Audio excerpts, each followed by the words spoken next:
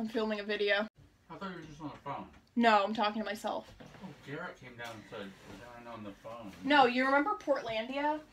There's a scene where Carrie Brownstein says, does anyone want to see my master's degree or my collection of books? So I'm making videos showing off my collection of books because I got my master's degree. It's what the people want. Oh no. Stop it. What up, guys? I didn't put on any makeup today. I wasn't gonna film this like this. I hadn't even really truly planned on filming anything today. Let's see how I feel with my hair down. Does that make me look semi-presentable? Should I put on some lipstick? Let's put on some lipstick. Can we pretend that this is like a look? We're gonna start with this shelf over here. This is my like most read books and kind of like things that I would consider my favorites for the most part. So over here I have 2 Ellen Hopkins books. I have more down here, which I'll move the camera then. I have some Dean Koontz books, which I have a lot more of his stuff in another shelf in my hallway, which I'll show you later. I went through a phase because my friend made me read Intensity, which is super good, super intense, reminds me of a lot of the movie High Tension, if you're into that kind of thing. But after that I read Velocity and Odd Thomas, which is a movie. My roommate Morgan and I, we had watched it together and it just holds this like super special place in my heart. So it's a series. I think I've read the first 3. I have 6 of them here. I don't remember how many are there are total. I've been kind of picking them up as I find them thrifting. So, because I'm not like in a super rush to read them. I have The Disaster Artist, which was also made into a movie recently. This book is a memoir based on the making of the movie The Room, which is considered to be one of the worst movies of all time. I've definitely seen worse movies. If you want to talk about that sometime, we can definitely do that. But I do recommend that book. It's really funny. It's so much funnier than the movie. The movie's good. Definitely recommend the movie. However, the book is like next level. That's my favorite kind of book. Is I love memoirs and like true stories and stuff.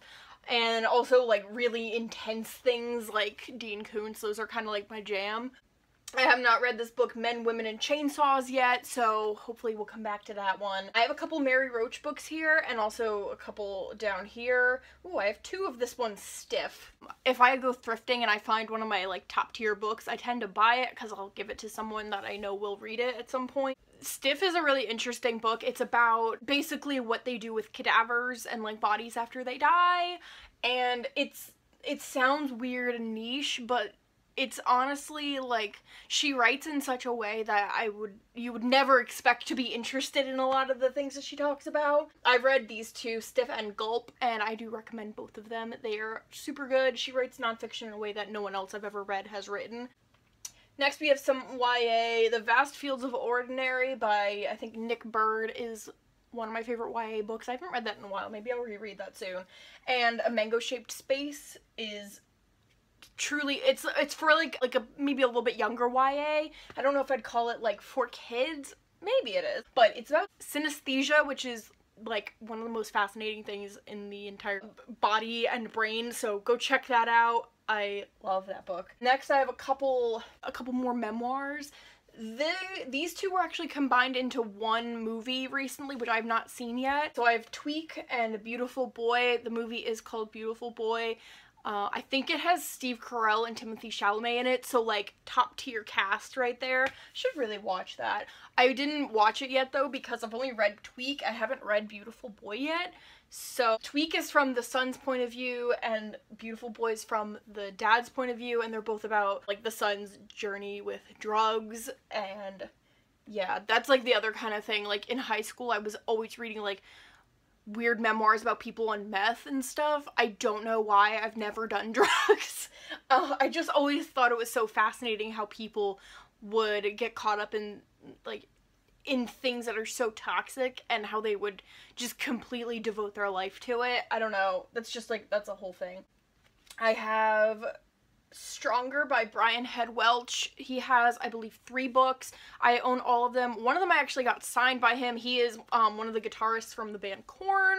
I've seen them twice. That's a story. But the one time my dad and I went out back of the venue after the show, and I had like my backpack full of my books that I wanted him to sign. I pulled out like 3 copies of one of his books that I wanted him to sign, and I don't know where the other ones are. I gotta find those, because now I'm sitting here thinking about that they're not right here.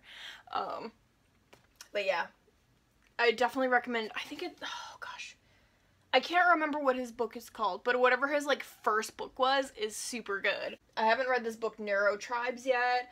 Cat's Cradle by Vonnegut. Kurt Vonnegut, I read for the first time a couple months ago, and I actually super enjoyed it. I remember in high school I hated being forced to read classic literature.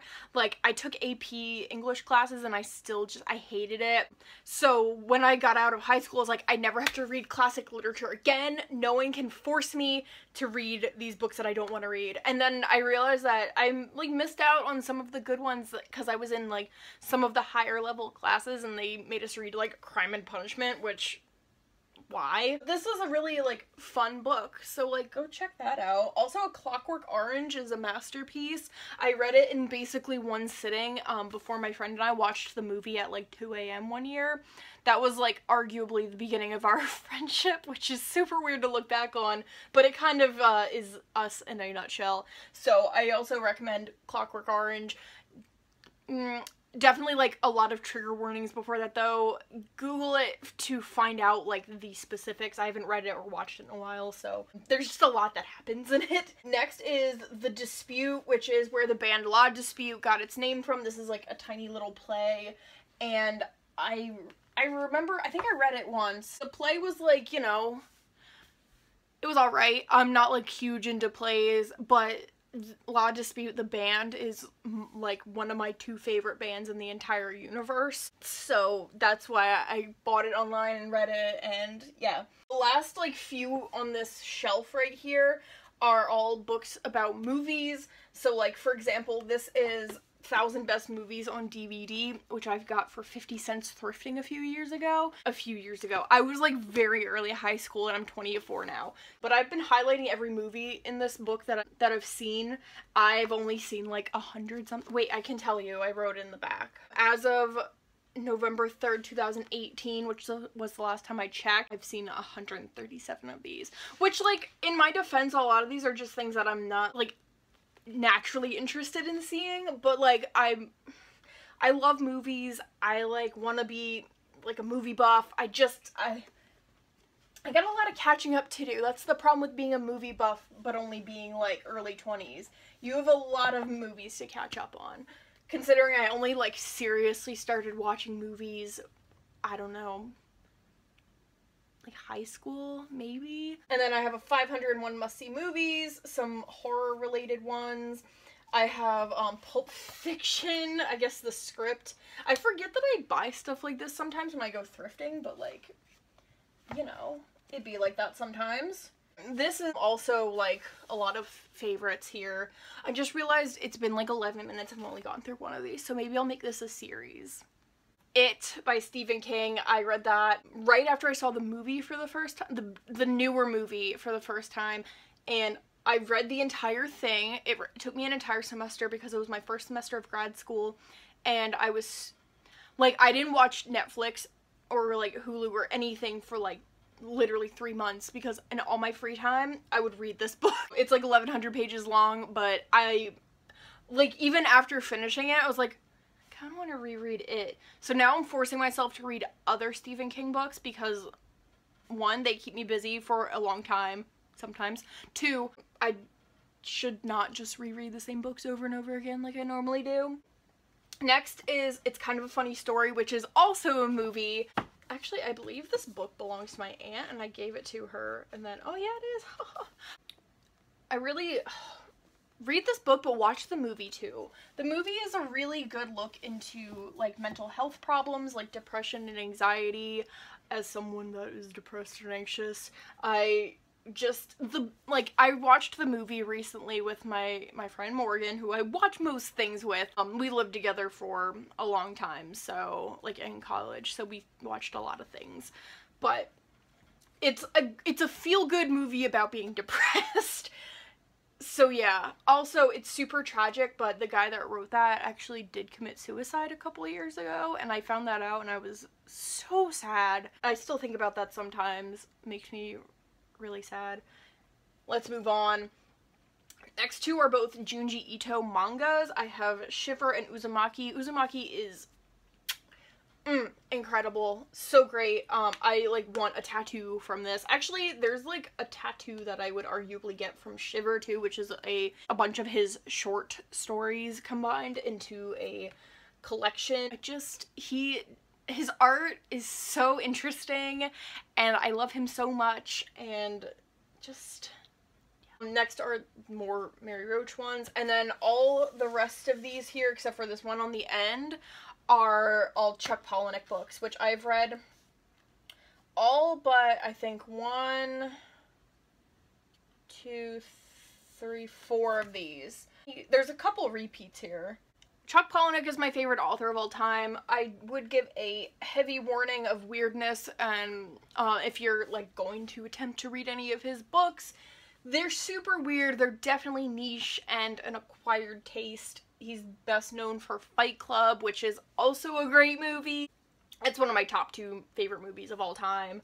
I have, like, all these really interesting, weird, like, connections and stories related to his books because, like, not to be lame, but he changed my life. Like, I read his book Invisible Monsters when I was, like, 13, which is way too young, but I read that because of a Panic at the Disco song called Time to Dance, and I was like, what is this song about? So I googled it, and it was about that book, and then I later realized that, like, a lot of their songs from their first album were about his books.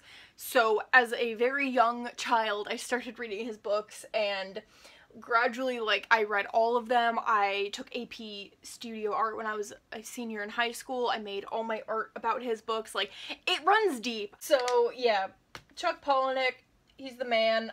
He's probably, like, one of the people in this world that I would absolutely die to meet. Would die. Can y'all see? Oh, you can see, okay. We're gonna pretend that I don't have, like, wires and stuff everywhere, but it's happening. So this last shelf down here, from here over, these guys are all Ellen Hopkins. I read Burned. It was the first one I read. I think I was either in middle school or very early high school. I think I might have been a freshman in high school. Her first one, Crank, was based off her daughter who was on meth, and it was kind of like, I think it was her way of dealing with it, was writing these books, but they're not all, like, connected. Excellent books. So interesting. And then these other ones over here are all the, I'm out of breath, are all the Georgia Nicholson series. The first one is Angus Thongs and Full Frontal Snogging, which Nickelodeon made a movie of, I think, when I was in high school, which was nowhere near as good as the book. This series is one of the absolute funniest book series I've ever read in my entire life. I've read, I think, this entire series 3 times, and they're just so funny. I have to go back to YA every once in a while because the world is just too much. So I, every once in a while, will just dip back into my favorite YA. Like, this kind of stuff just is, like, an easy read. Just need to kind of take it back a little bit, but I so recommend these books. They're so funny, guys. Oh my gosh. They're just diaries of, like, a British teenager, and they're ridiculous. They're so funny. So that is this shelf. I think I have a lot more to say about this shelf than a lot of my other shelves.